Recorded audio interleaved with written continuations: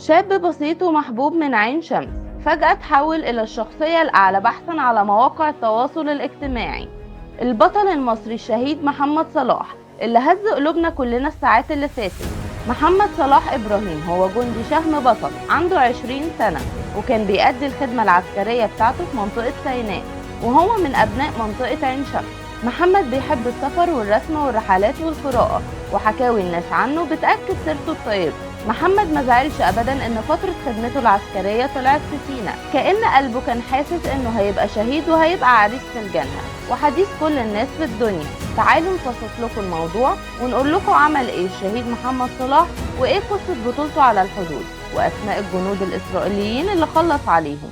المتحدث العسكري المصري أعلن يوم السبت عن عملية تمت على الحدود مع إسرائيل، وقال إنه فجر يوم السبت قام أحد عناصر الأمن المكلفة بتأمين خط الحدود الدولية بمطاردة عناصر كانت بتهرب المخدرات، وخلال المطاردة دي فرد الأمن اخترق حاجز التأمين وحصل تبادل إطلاق نار بين الطرفين، وده اللي نتج عنه وفاة 3 من الجنود الإسرائيليين وإصابة 2 تانيين، بالإضافة لوفاة فرد التأمين المصري. محمد قدر يخلص على 3 جنود من الجانب الإسرائيلي، وهم الرقيب ليا بن نون وعندها 19 سنة، والرقيب أول أوهاد، والرقيب أول أود، واللي كانوا موجودين في نوبة حراسة على الحدود المصرية الإسرائيلية. وبمجرد إعلان خبر استشهاد جندي مصري انتشرت روايات كتير جدا عن الحادثة من الجانبين المصري والإسرائيلي، وطبعا البيانات دي بتكون رسمية فبيكون فيها تحفظ شوية عشان العلاقات الدبلوماسية، بس المصريين بدأوا ينشروا الأخبار بسرعة رهيبة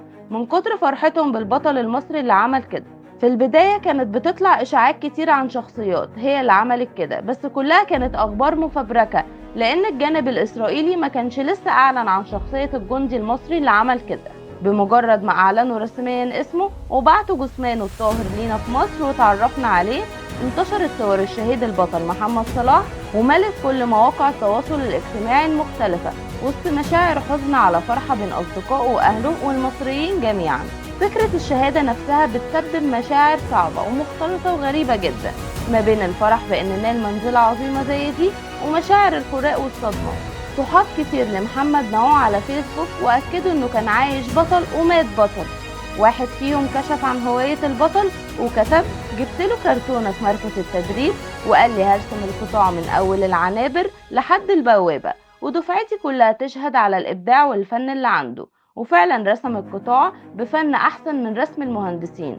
والله ذكرياتك مع أي حد قليلة، بس اللي كان يقعد معاك كان يحبك وشايف فيك رجولة الدنيا كلها. سلام يا صاحبي.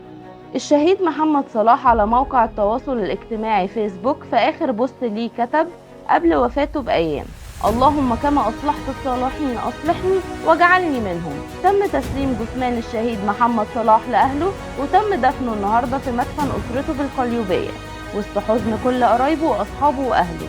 ربنا يرحمه ويجعله مع الشهداء والصديقين إن شاء الله.